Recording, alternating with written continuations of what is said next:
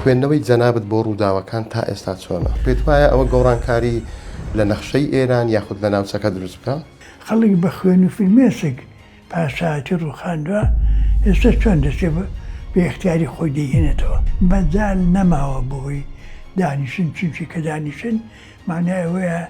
ئەوەی کە دەڵێ ئەگە جارێکت فریودان ماڵت خراپێ، ئەگە دوو جارت فریودان ماڵم خراپێ. پێت وایە موشتەبە بتوانی لەو سنوورانەی خومینی و خامنەئی لابدا گۆڕانکاریەک لە سیاسەتی ئێراندا بکە؟ حیفە هیچ بجووتنەوەیەکی کوردی، بجووتنەوەیەکی ئازادیخوازی چاوی لە دەوڵەتێکی بێگانە بێ کە بێ ڕزگاری بکە. لە ماوەی ئەو دەڕۆژە هیچ پەیوەندیەکی ئێرانی بە حیزبەکانی ڕۆژهەڵات کرا؟ هێزە کوردستانیەکان هەموو وڵاتێکیدا و یەک لەوان لە وڵاتەکەی مندا لەو بەشی ڕۆژهەڵاتدا ئەگەر لە ساخانەت پێکەوە دانیشن دومینەی بکەن هەر پێم باشە. بەڕێزان سڵاتان لێبێت. بۆ ئەو ڕووداوانەی کە ئێستا لە ناوچەکە بەڕێوە ئەچن بە تایبەتیش ماوەی دەڕۆژە شەڕی ئەمریکا و ئیسرائیل لە بەرامبەر کۆماری ئیسلامی ئێران بەڕێوە ئەچێت. بێگومان کە باسی ئێرانەکەین ئێمە وەکو کورد چاومان لەسەر ڕۆژهەڵاتی کوردستانە. بۆ ئەمە بە پێویستمانزانی لەگەڵ سیاسەتمەدار و ڕووناکبیری ناوداری کورد مامۆستا عەبدوڵڵای حەسەنزادە گفتوگۆ بکەین بۆ ئەوەی بەرچاوڕوونیەک یاخۆت ئەو پێشهاتانەی کە دێنە پێش چۆن قسەیان لەسەر بکرێ کاردانەوەکان چۆن بن بە پێویستمانزانی لەگەڵ جەنابیان گفتوگۆیە بکەن. ئەم کاتت باش مامۆستاجیان. هەموو کاتێکتان بە زۆر بەخێر بێنە.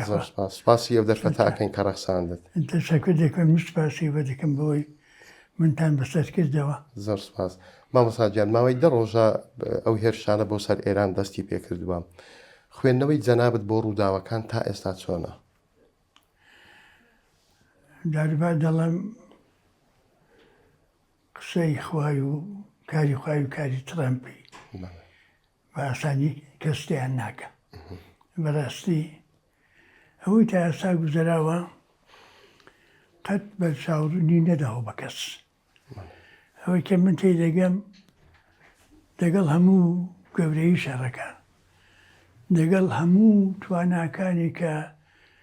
دوو دژمنی ئێرانێ ئەمریکا و ئیسرائیل هەیەە، هەموویان لە حساباتی خۆیاندا تووشی هەڵەبوون. تەنانەت دەگەر بە زمانیش نێڵەن بە سەراحەت نێڵەن نیان دەکەوێت کە بۆ خۆیان هەستیان بە هەڵەبوونی محاسەبەکەی خۆیان کردووە. وا بزانم ئەمریکاوە حساب کردبوو کە بە خلافی شەڕی 12 ڕۆژە زۆر بە توندی و بە قورسی نەهاتنە نێو کارەکەیەوە ئەم سەفەرێ بەسەر ڕۆژ 4 ڕۆژان کارەکە تەواو دەکەن. احتیمالەن نەتەنیاهوش هەروە حاڵی ببوو. لە عینی حاڵدا جمهوری ئیسلامی هەروە حاڵی ببوو کە بە قەولی خۆیان دەستێک دەن بە ئەمریکا و ئیسرائیل کە قەت لە بیریان نەچێتەوە. ئێستا دەرکەوت ئەو حساباتە هەردووچی بە هەڵە دەرچووە و معلوم نییە ئایندەی ئەو شەڕەی بەکوێ دەگا کەنجە تەواو دەبێ، کەنجێ بڵێن بە زۆرێک لە جۆران تەواو دەبێت، چونکی دیارە تەواوبوونی شەڕێ هەر یەک حاڵەتی نییە. شەر دەتوانێت بەڕێککەوتن بێ بەوەی کە پێی دەڵێن ئاوربەست. جاربا دەڵێن ئاوربەست، ئاوربەست نی ئاوربەسە، چونکی ئیستلاحەکە لە فارسی ڕاتە دەڵێ ئاتەش یعنی تەقەی بکەن، ئاتەش بەس، ئاوربەستە چی دیکە لێمەدە. مامۆستاجیان ئەگەر ئەو ڕووداوانەی ئێستا بۆ دوو بەش دابەشی بکەین، هەم ناوخۆی ئێران هەم دەرەوەی ئێران، ینی زۆرێک ڕەوایەتی ئەو جەنگە هەیە کە ئەمریکا و ئیسرائیل لە بەرامبەر ئێران پیادەی ئەەکەن. ئایا ڕەوایەتی جەنگەکە هەیە؟ دەزانیت چۆنە هەندێک مەعایر هەیە، قانونی نێودەوڵەتی هەن، قانونی مەحەلی هەن، تەنیا لە حاڵەتێکی تەبیعیدا ئەوانە ڕعایەت دەکرێن، لەنا هیچیان ڕعایەت ناکرێن. دەوڵەتێکی ئێستا حاکمی ئێرانیە نا دڵخوازی خەڵکی ئێرانیە بە هەموو میلەتەکانیەوە، نە دڵخوازی خەڵکی هەرێمەکەیە، نە دڵخوازی خەڵکی دنیاە. ئەوە ڕاستە، دەوڵەتێکی بەڕاستی خراپە. بەڵام بگە لە لایەکی دیکە تەماشای بکەی باشە دەوڵەتێک بۆ ئیجازە بە خۆی دەدا لە 10,000 کیلۆمتری هەواییەوە بێ بڵە وڵاتێک دەڕخێنم بەڵام مەسەر وەک دەڵێن لە جاتی هێزی منتیقی هێز حکم دەکات مخالەفتیان هەیە و وانش لەخوا ڕادەبین و دێن سەرچی ئاوا دەکەن کەوا بێ باسی ڕەوەهاتی نابێ بکەین باسی تەوازونی هێز دەکەین چێ دەسەڵاتی کوێ هەیە هەندێک شتان کە بتەوە نەتەوە بر قانون و یاسا و ڕسای نێونەتەوەی ناکەوت زۆر باشە مامەستا ئەو پێت وایە گۆڕانکاری دروست بکە پێشتر 12 ڕۆژ شەڕ بوو ئێستاش ئەوە پێی نایە دێمین ڕۆژ پێت وایە ئەوە گۆڕانکاری لە نەخشەی ئێران یاخود لە ناوچەکە دروست بکە وا فکر دەکەمەوە دیارە زۆر قابلی پێشبینی نییە تەنانەت دیمانەکە بۆ ئەوانەی لە شەڕەکەشدا هەن وانیش ڕوون نییە بەڵام وا فکر دەکەمەوە ئەم سەفەرەی ناتوانێ وەک جاری دیکە تەواو بێ ئەوەی چەڵام بێلانی کردووە لەو ڕۆژانەی دواییدا دەڵێ هیچ شتێکمان قبول نییە ئللا تەسلیمی بێقەید و شەرت تەسلیمی بێقەید و شەرت وەگەوەی چارسکۆف لە سەفوان بە عێراقیەکانی وەکی من ناچم بۆ مفاوەزە دەچم دەڵم ئەوە ئیمزا بکەن ئەمن بەش بە حاڵی خۆم لەشکە لە ڕقی ڕێبەرانی ئێرانی بە دووری دەزانمەوە بکەن کوێ ڕەنگە ئەوە نەبێ بەس بە هەر حاڵ بۆ ئابڕووی دەوڵەتێکی زلهێزی وەکو ئەمریکای و قووەتێکی منتەقەیی وەک ئیسرائیلی ڕەنگە ئاسان نەبێ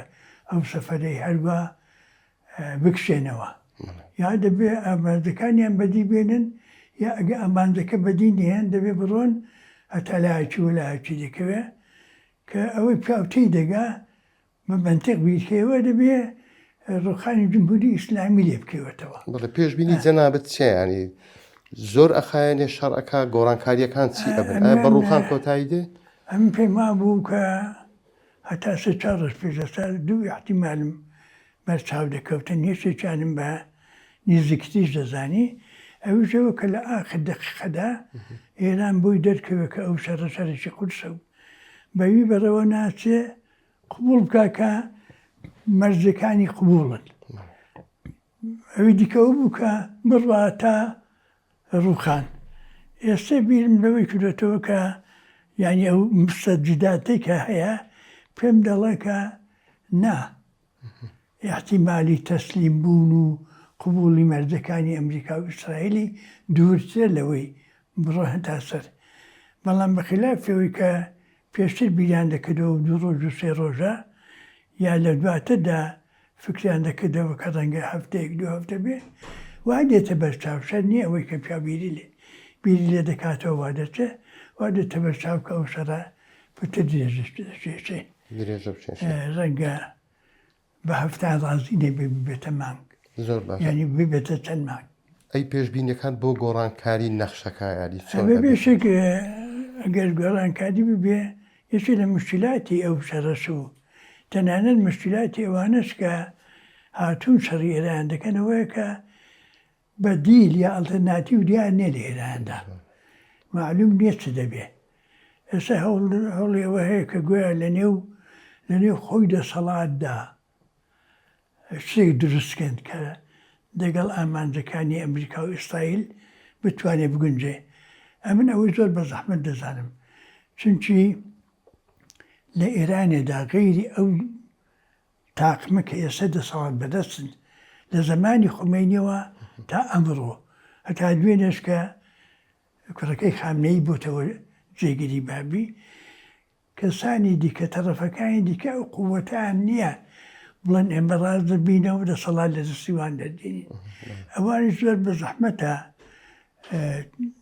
مل ڕاکێشن بەڵام بلاخەرە ئەگەر شەڕ بوو احتیمالاتی زۆری هەیە یەکێکیانەوەیە کە لە نێو خودی ئێرانێ بەدەسەڵات و نادەسەڵاتەوە بەدیلێک هەڵکەوێ یەکێکیانەوە بۆ ماوەیەک ببێتە شەڕی نێو خۆی و هەرجوو مەرجوو ئەوانە بێسەرەوبەرەی احتمال شي بعيد شيء زۆر بە بعیدی دەزانم چونکی تا دێ دووتر دەکەوێت کە هیچێکی وەکو کوڕەکەی ئەحمەد ڕەزا شای بێنەوە سەرکات کە من تا دێ بە دوورتری دەزانم چونکە ئەو کابرایە لە داخلی وڵاتدا نەفوزێکی وای نییە حیزبی نییە تەنزیمی نییە تەنیا شتێکی میلاتیە ئەویش میلاتێکە لە ئێرانەدا 2500 ساڵدا بردوویە هەمووی نامەطلوب بووە دیکتاتۆری بووە خەڵک بە خوێن و فیلمێسک پاشایەتی ڕووخاندووە ئێستا چۆن دەچێت بە اختیاری خۆی دەیهێنێتەوە زۆر باشە بەڵام سەرۆکی ئەمریکا ڕەتی کردەوە کە کوڕی شا بگەڕێنێتەوە ئەڵێ ئەبێ گۆڕانکاریەکان لەناو خۆی ئێران بن داخل سەرۆکی ئەمریکای هەر 2 هەفتە پێش شەڕەکەی غەرب هەمووی هات بە پشتی ڕەزا پەهلەوی بە ڕۆژێکی لە 3 جێ تەزاهوراتیان کرد لە میونشین یا مونیخ لە تۆرۆنتۆ لە لۆس ئەنجلس هەمووی ئەعلامی غەربی هات بە سوێند و قورئان دەیانگوت لەوێ 250,000 بوو لەوێ 350,000 بووە لە حاڵەدا پۆلیسی ئەڵمان حسابێکی دەقیقی کرد بوو کە دەڵ ئەو حەشیمەتەی کە لەوێ بووە بە پێی حساباتی دەقیق دەتوانێت 50,000 کەس بێت هەر ئەوەندەی دەگرێت بەڵام ئەوان داوین 250,000 کەسە بۆ ئەوی گەورەیکەنەوە بەڵام لە پاشان وا دیاربوتیان گەیاند کە بابە ئەو کوڕە نەبوو خۆی ئەو توانایی هەیە نە ئەو پێگەی هەیە بۆیە لە ئاخرەکەیدا کوتی ئەمە کەسێکمان دەوێت کە لە ئێرانی بێ لە ئێرانش مەقبوڵیەتی هەبێ مەبەستی چیە ینی لە ناو خۆی ئێران ینی بە بۆچوونی ئەمریکا فکرەیەک دیاری دەگەم تا ئێستا بە دوای ئەوەیەوە لە نێو دەستگای حاکمەدا نە ئیلزامە لە نێو دەسەڵاتدارەکانیدا لەواندا کە پێیان دەڵێن ئیسلاح تەڵەب ڕفەرم خوارد لە نێو ئەواندا کەسانێک عنوان کە بۆ خۆیان ببن و ئەویش پشتیان بگرێ پێم وایە تا ئێستا بیر لەوەی دەکاتەوە کە من ئەوەی زۆر بە ئاسان نازانم چونکی مجتەمەعی ئێرانی ئەوەی بە دڵخواز یا بەنا بە دڵخواز لەگەڵ دەسەڵاتەکەی گوێیە ئەوی دیکە هیچ بەرەیەکی نیو حکوومەتی ناوێ بەڵام لە زەرورەتدا ڕەنگە ئەگەر ئەوە تەتەوراتەکە بچێتە پێشێ احتیمالی ئەوەی ڕەنگە وارد بێ کە دەستەیەک تاقمەیەک تێکەڵاو لە هەندێک شەخصیاتی نێوخۆی وڵات خارجی دەسەڵات خارجی مؤسسەی حکوومەتی و بشتێکی لەوانە کە بە ئیسلاحخواز حسابن وەکو حەسەنی ڕوحانی و زەریفە و چزانم خاتەمی ئەوانە کە لەواقعدا ئەوانە هیچ وەختێکی وەکو نوختەی قووەت دەرنەکەوتن ئەوانە ئەستێرەیان ئەوانە بووە لە میێرە هەنیان بۆ ئەستێران نەبوو تاوا بێ کابرا دەڵێ ڕئیس جمهور تەداری کوچیە واشە ئێران تەنیا وڵاتە کە ڕئیس جمهوری کەسی ئەوڵی وڵات نییە کەسێکی دیکە لە سەرەویە ئەوش نەک لە سەرەوی لە سەرەوەی ئیرادەی هەموو میلەتەکەیە چونکی ئەو ئەمە لە خوای وەردەگرێ و بەرابەر بە عەبدی گوناهکار هیچ التزامێکی نییە مەمەسەڵ لە چەند ڕۆژی ڕابردوو بابڕین هەر لە میانەی ئەو جەنگە بینیمان کە ئێران هێرشی کردە سەر زۆربەی وڵاتانی ناوچەکە ئەوەشمان بینی کە مەسعود پزیشکیان سەرە کۆماری ئێران هات داوای لێبوردنی کردوتی ئەگەر هێرشمان نەکرێتە سەر ئێمە چیتر هێرش ناکەین بەڵام هەر ئەو ڕۆژە پێیان دەوێت کردەوە ینی ئەوە مانای چییە ینی ئەو خوێندنەوانە بۆ ناو ئێران چۆن دەرەوە خۆمان دەزانین هەمومان دەزانین کە ئەو وڵاتانەی کە لێیاندرا بە جۆری لە دوێران حزوری ئەمریکان تێدا هەیە هێز و پایگای ئەمریکان تێدا هەیە بەڵام لە هەموو حاڵەتێکدا ئەو هەڵەیەکی گەورەی جمهوری ئیسلامی بوو دوو دەوڵەت هاتنە شەڕی بەڵام دە دەوڵەتی لە خۆی کردنە دوژمن پێشی وا بوو کە دەتوانێت لەو بارەوە هەم زرەت بە پەیاگاکانی ئەمریکای بدا و هەم احتیمالەن ئەو وڵاتانە لە خۆی نەکاتە دوژمن لە هەڵەدا تویاتەن ئەو وڵاتانە هەتا جارێک ئازار بە هێزەکانی ئەمریکای گەیشتێت 10,000 ئازار بەوان گەیشتووە ئەوان هەر دەبنە دژمنە و کوزانیمە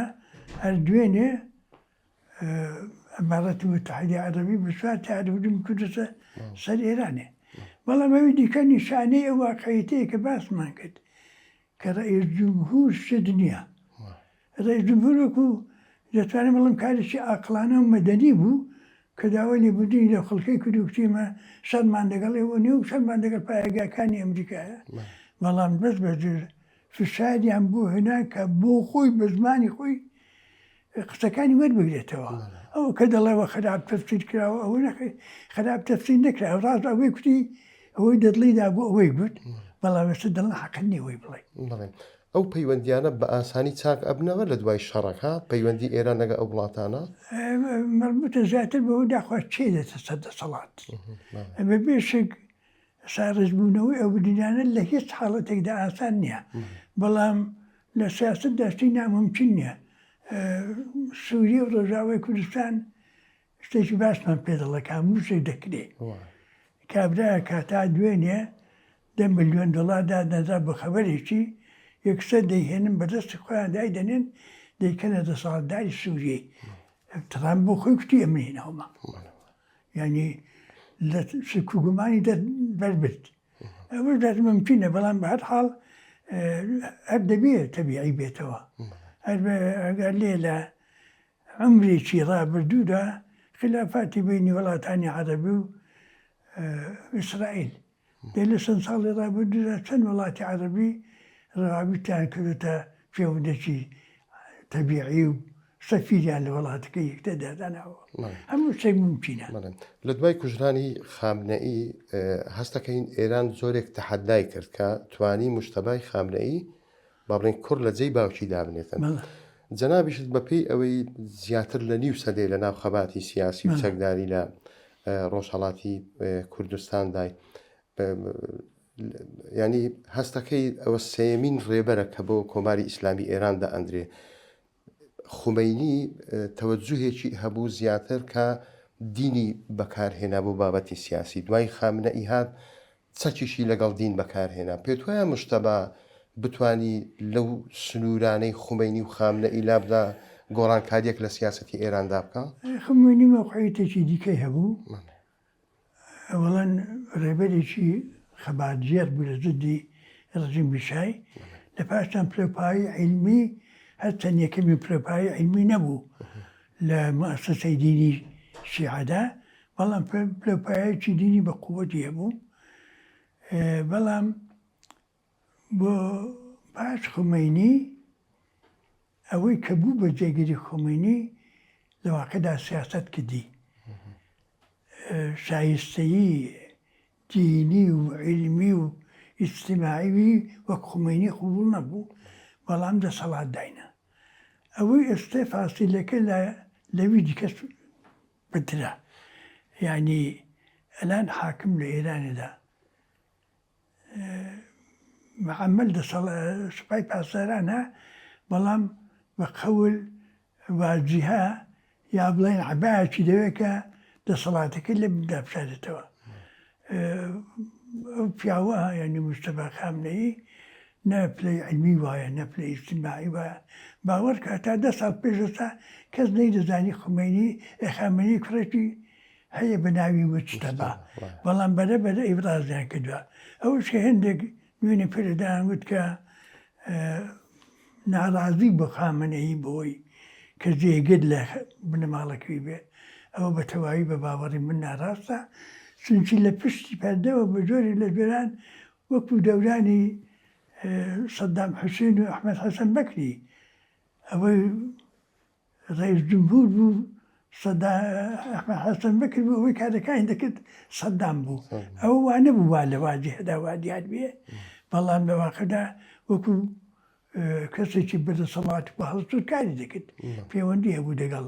سەرانی پاسدارانەوەوانە زۆر باشە بابینە سەر هێزە کوردیەکان هێزە کوردەکانی ڕۆژهەڵات لەو بارودۆخەدا چی بکەن باشە ئایا بە قسەی ئەمریکا بکەن یاخود مەجالێک ماوە پێی بڵێن دانووساندن لەگەڵ ئێران بەشی دووەم مۆجاب دەمان پێم وایە ئەوانەی پێشوش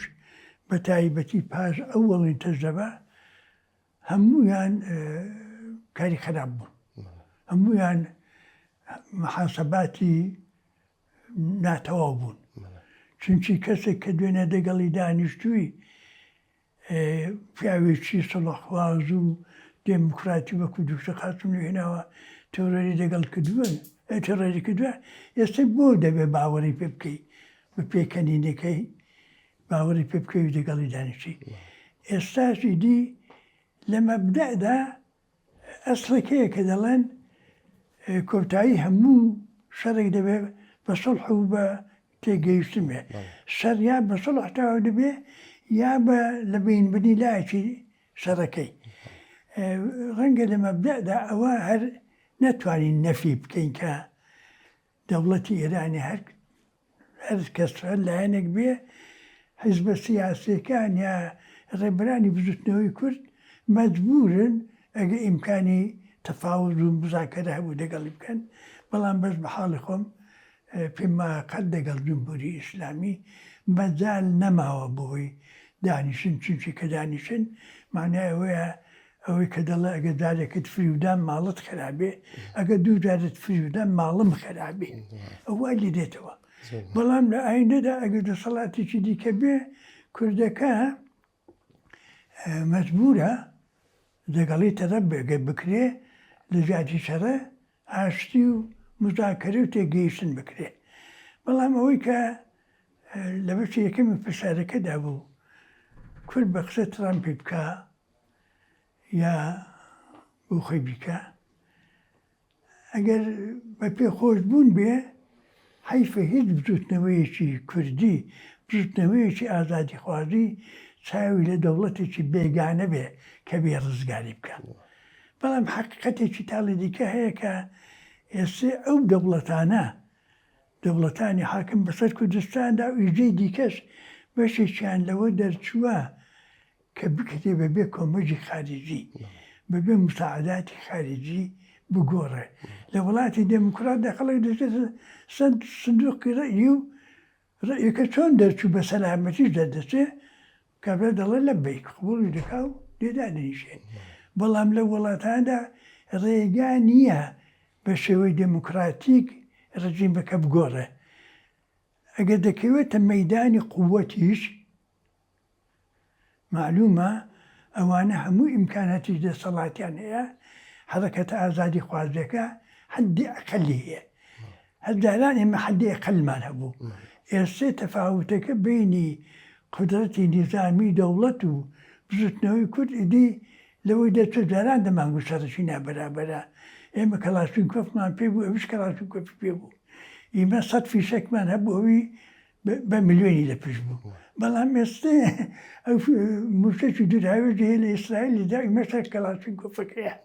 کەوا بێ بە قووەتی داخلی ئیمکانی ڕوخانیە و ڕژیمەی نییە. خۆشیش نییە کە چاو لە کۆمەژێکی خارجی بێ، بەڵام ئیدی ئەگەر هەبدوم کراوەتە سەر ئێرانێ هیچ دلیل نییە نە ئێمە نە میلەتانی دیکەی زۆر لە کراوی ئێرانێ نە ئازادی خوازانی ئێرانە بەگشتی فرمێسی بۆ جمهوری ئیسلامی بڕژن بەرەوشیان بێ.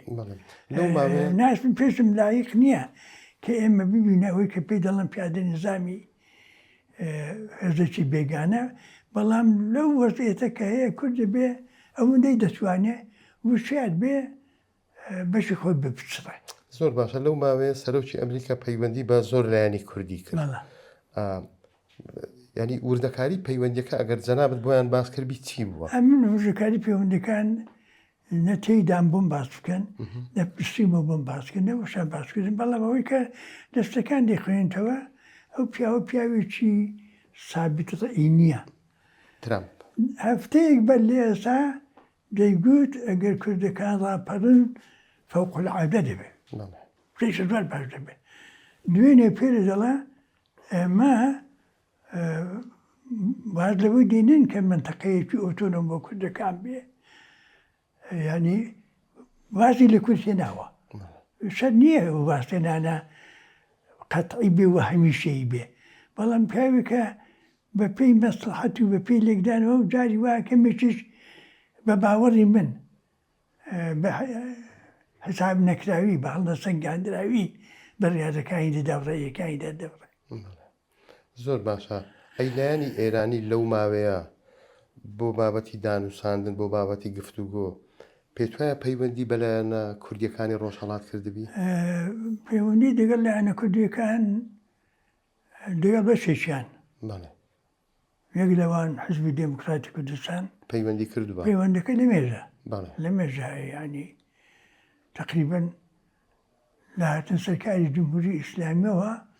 یا ماوەیەک دواتر ئەو پەیوەندی هەیە دەگەڵ ئەوانی دیکەش پەیوەندەکە هەیە نەک دەگەڵ هەموو ئەوانەی ئەمڕۆ کۆبوونەوە لە هاوپەیمانی کوردستانی ئێراندا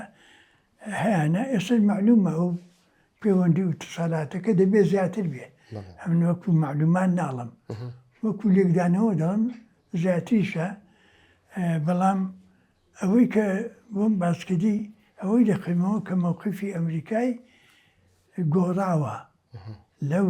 12 ڕۆژێدا گۆڕانی بەسەداتوە لە پێش ئەوای دەنوان کە دەیگوت کوردەکان باڵێ مەش پشتیان دەگری ئێستا دەڵێمە وازمان لەوەی هێناوە بە کوردی دەڵێ تۆ حساب لەسەر ئێمە بکە بە جۆرێ لە ماوەی ئەو دەڕۆژە هیچ پەیوەندیەکی ئێرانی بە حیزبەکانی ڕۆژهەڵات کرا من وەکو کوتم ئاگام لە شتانە نییە چونچێ من بە ناوی حزب دموکراتەوە قسان ناکەم بەڵام ئەوەندەی بزانم هیچ پەیوەندێکی ئەوانە بووە ئەگەر بیشیکەن پێم وایە هێزە کوردیەکان نابێ جوابی ئیجابی بدەنەوە چونکە ئەو وەختی کە ئێمە زۆرمان قووەت هەبوو ئەو دەوڵەتە دەگەڵ ئێمە ڕێک نەدەکەوت ئێستا بۆ دەگڵێ ڕێکی دەکەوین لە پاشان بە پێی منتیق ئەگەر ڕەژیمێکی حاکم و زاڵم لە خەتەردا بێ مەزڵومەکە یا ئازادی خوازەکە بۆ دەوێت کۆمەکی بکەنە ذاتیدا بۆیە پێم وابێ ئەگەر داواز بکە هێزە کوردەکان لە ئێستادا هیچ معنای نییە بچن دەگەڵی بکەونە زۆر باشم بزاکەرە مامۆستا چەند ئەزمونێک باڵێن لەبەردەستی ئێمە هەیە باڵێن ئەزمموی باشووری کوردستان ئەزمموی ڕۆژئاوای کوردستان ئێستا کە ڕووداوە گەرمەکان کەوتونەتە سەر ڕۆژهەڵاتی کوردستان هێزە کوردیەکان چی بکەن لەوێ باشە بە سوود وەرگرتن لە ئەزمونەکانی پێش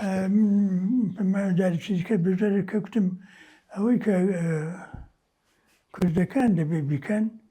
تەنزیمی سوفوفی خۆیانە هەر حیزبە لە نێو خۆیاندا هەمویان بەسیرەکەوە دانانی ڕێو شوێنێک بۆ احتیمالاتی ئایندا مەسەلەن ئەگەر احتیمالێکی وەکو ساڵی 1970 لە ئێران دەبێت بێتە پێشێ ئەو حیزبانە وەڵام سعی بکەن چەندی ممکنە وانەکەی خۆیان منتەقەکەی خۆیان بەدەستەوە بگرن لە پاشان بە یەکدەست ئیدارەی بکەن ئەو تەجربەی دوای ڕژیم موشای تەجربەیەکی باش بوو بەڵام بە تەواوی موفق نەبوو چونکە ئەو وەختی تقریبا 2 حیزبی مەوجود هەبوون کە تەواو دیار بوون یەکەمیان حزبی دموکرات دووەمیان دەگەڵ عوزریشم لەوان بە فاسیلەیەکی زۆرەوە کۆمەڵە بوو کۆمەڵ لە جێیەکی شوڕایدا دەنا حزبی دموکرات لە جێیەکی جێی وا هەبوو 2 شوڕای تێدا بوون ئەنجومەنی دێ یەکای دموکرات و یەکی کۆمەڵی قانونێکی دەکرد حزبی دموکرات کۆمەڵەیەکی دیکەی دەکرد تەنانەت کە هەوڵماندا کتێبی دەرسی بخوێنین حزبی دموکرات کتێبی چیدانە کۆمەڵە کتێبی چیدانە دەبێت سعی بکرێ ئەوە نەبێ بە هەمووان لەسەر ئوسولێک ڕێککەون لە عینی حاڵدا چەندیش بکرێ لەو مووقعیەتە کە بۆ جمهوری ئیسلامی دێتە پێشە بە کۆمەڵی خارجی کەلکی خۆماوەت بگرین ئەو بەرەی کە بەو دوایە دروستوە لە ناو هێزەکانی ڕۆژهەڵات بۆ چوونت چێ لەسەر ئەو بەرەیانی پێت وایە شتێکی باش بێ لەو کاتە وەڵای قسێکم زۆرجار لە مەجلیسی خصوصی داکوتووە ئێستا لێرش بێڵم پێم خەراب نییە بە باوەڕی من ئەگەر هێزە کوردستانیەکاندا هەموو وڵاتێکیدا و یەک لەوان لە وڵاتەکەی مندا لەو بەچی ڕۆژهەڵاتدا ئەگەر لە ساخانەی پێکەوە دانیشن دومینەی بکەن هەر پێم باشە هەر ئەوەندە پێکەوە دانیشن دیار لەجانە بێ ئێستا کە 6 جەریان پێکەوە هاتوون دانیشتون و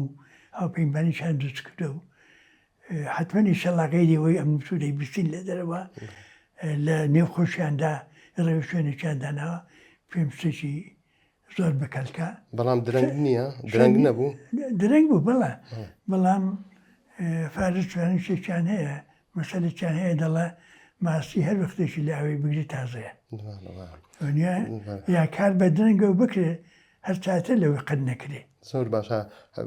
سەبارەت بە هێزەکانی دیکە باڵێن جگەل لە کورد لە ناوخۆی ئێران باڵێن باسی کوڕی ڕەزاشا ئەکرێ باڵێن کوڕی شای ئێران هەروەها مجاهیدینی خەلق پێت وایە جوڵانەوەی کوردی باڵێن حیزبە کوردیەکان لە کامەی نزیکن زیاتر حیزبە کوردیەکان ێستا لە دوو شتدا هەنێکێکیان پێی دەڵێن کۆنگرێ نێتەوەکانی ئێرانی فیدراڵ خدا ناوەکە کەمێک ناتەواوە چونکی ئێران خۆی فیدراڵ نییە بەسەوەی نەتەوە فیدراڵی خوازەکانن کە بریتێ لە گەلانی زۆر لە کراوی ئێرانێ وەکو کورد و بەلوچ و عەرەب و ئازەری و ئەوانە ئەو لەوەدا هەن یەکێکیان ناوەکەی ئێستا دەقیق لەسەر زانم نییە ئێرانی دموکراتی شتێکی ئاوایە کە غەیری مجاهیدین و کوڕی شای ئەوانی دیکەی تێدا هەن لەگەڵ بژەوە هەیە لەگەڵ هەمووانیش ئەوەندەی من ئاگام لێ پەیوەندی هەر هەبووە تەنانەت وەختێک دەگەڵ کوڕی شاش هەندێک لە ڕێبەرانی کورد و لە ڕێبەرانی ئەو شەجەرانی کە ئێستا هەیە هەتا کوڕی شاشیان دیوە کەوا بێ هەوڵی ما ئەوەیە کە کەس دوژمنمان نییە دوژمنی کەس نین بەڵام بۆ ئایندەی وڵاتەکەمان ئێمە خۆمان لەوانە بە نزیک دەزانین کە باوەڕیان بە تەعەدودیەت بە فرەنتەوبوونی ئێرانی هەیە باوەڕیان بە دموکراسی هەیە وەختێکی یەکەم جار بوو کە من مەسئولیەتی مەرگبوو مقابلەیەکیان لەگەڵ کردم و پرسیاری لەسەر کوڕی شای کرا کتم ئێمە دوژمناتێکمان لەگەڵ شاو شازادەی نییە دوژمناتی شەخصی نییە دوژمناتی لەگەڵ سیاسەتەکەمانە ئەو کوڕە با ئیعلانی مەواقیفی خۆی بکە چۆن تەماشا ئێرانە دەکا چۆن تەماشا کورد دەکا باوەڕی بە حقوق و ئازادیەکانی ئەو گەلانە چۆنە ئەو وەختی هیچ مانیعێکمان نییە بەڵام ئەو کەبرا تا ئێستاێکی نەکرێ تەنانەت ئەو دوایانە هەڕەشەی کردووە کە ئەگەر پێتە دەسەڵاتی ئەو وەڵکاری وەیە کە لەشکی دەنێتێتە سەر بە قەولی خۆیان تەزێ تەڵەبان جدا خوازەکان یا مەسەلەن وەختێکی بەدۆستازیش قسەی کرد کوردی بە عەشایری کورد ناوبەر نەبەنێتەوە ئێستا ئەوە گۆڕانکاری لە بۆ چوونی مجاهیدینی خەڵق دروست نەبوو لە بەرامبەر مجاهیدین بۆ تاریخ دەڵێم نازانم دەزانم پەیوەندیمان هەرەیە بەڵام نازانم پەیوەندیەکە لە مستەوایەکدا لە چ ڕادەیەکدایە بەڵام مجاهیدین پێشتریش بۆ خۆیان بەرنامەیەکیان هەبوو بەرنامەی خودموختاری کوردستان کە شورای ملی مقاومەت پێکات و ئێمەشی تێدا بوون شورای ملی مقاومەتش بەرنامەیەکی دانا بۆ خودموختاری کوردستان ئەویش هەر ئیمزا کرد هەرچەنە من زۆر فعال نیم لە گرتنی تەلەڤیزیۆن ئەو شتانەدا بەڵام تا ئێستا دووشتی تازەشم دیوەن ئەوڵەن چەند جارم گوێ لێ بووە کە دەڵێن لە ڕاستی هەمویاندا مەریەمی ڕەجەوی دەڵێ ئێمە وەفادارین بەو بڕیارانەی کە داومانن ئەوی دیکە وەختێک بەرنامەی خودموختاری کوردستانیان پەسەند کرد باسی خودموختاری ئازەربایجان کرا خودی مەسعودی ڕەجەوی کوتی ئەگەر ڕۆژێ باسی خودموختاری ئازەربایجان بکرێ مجاهیدین لە سوڕادا نامێن ئێستێ بۆ خۆیان دەڵێن حقوقی هەموو نەتەوە بەشکراوەکانی ئێرانێ ئازەربایجان بەلوچستان چزانم عەرەب تورکمان ئەوانە یعنی ئەوەشیان زیاد کردو کە باوەڕیان بەو هەیە کابراس کە دەیڵێ دەینووسێ خۆ تۆ حەقت نییە بڵێ بابە بە درۆ دەکا ئەتۆ دەگەڵ دڵی خەڵکی تەرەف نی دەگەڵ سیاست و هەڵوێستەکانی تەرەفی مامەسە دوور لە بابەتی سیاسی لەسەر بابەتی ئەدەبیات و وەرجێڕان و ئەوە بینت چۆن ئێستا پیری و توزانم جاربان نەخۆشیەوە پیاوی کەم دەکا بەڵام من پێسی نەبێ بە حیاتی خۆم ڕۆژێک لە ڕۆژان خۆم بە ئەدیب نەزانیوە بەڵام خۆم بە ئەدەب دۆست دەزانم بەڵام زمانزانێکی باشی مامۆستا خەڵک وا دەڵم بخۆمە ناوە بەڵێ ئەوەندەی مەجالم هەبێ وەگریم بە ئەدەبیات بشتی جوان شاری جوان هەیە لە هەرجەیەکی ببینم پێم خۆشەوەی خوێنم پێم خۆشە ببینم شتی تازت لە بەردەستەوە نووسینی کتێب یان بڵاوکردنەوەی کتێب دەستمەوە نییە وەڵا شتی تازە بەڵام بە جۆرە لە جۆران هەر سەرکارم لەگەڵەوە هەیە ئەگە بۆ خۆشم نەیکەم دۆست و برادێری دیکە هەن تووشم دەکەن مەسەڵەن جەنابەت کتێبێکم نووسیوە بۆم دەنێری دەڵێ بخوێنەوە ئەگەر ڕێیەکە لەسەری پێش چاپکردن پێم بڵێ یا احتیمالەن سی لەسەر نووسە زۆر بەوانەوەم بەشغوڵم کەما دەستم بەتاڵ بێ زۆر سوپاس دەکەین کە ئەو دەرفەتت بەمە ڕاستان مامۆستا هەمیشە سوپاسیەوە دەکەم بیشەڵە باسەکە مفید بێ بەوەش بۆ خەڵکیش زۆر زۆر سوپاس بەڕێزان جارێکی تر سوپاس و ڕێز بۆ مامۆستای بە ڕێزمان مامۆستا عەبدوڵڵای حەسەنزادە کە دەرفەتی بۆ ڕەخساندین قسە لەسەر بارودۆخی ئێستا بەگشتی بکەین کاتێکی خۆش بۆ ئێوەی بەڕێز